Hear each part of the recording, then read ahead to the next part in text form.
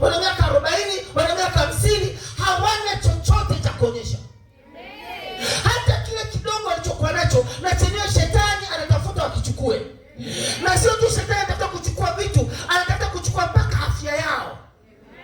Imagine shetani amechukua mume wako, amechukua firstborn wako, amechukua kazi uliyokuwa nayo, amechukua maisha yako yaliokuwa mazuri, na hata kidogo ambacho ulichonacho sahihi anataka tena kukichukua, ubaki una kitu. Hii inaonyesha kuna utasa kwenye maisha yako.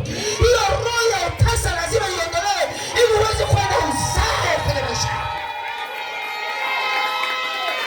Haya, sina watu mahali hapa katika jina la Yesu. Kwa kifupi, uzao ni matokeo.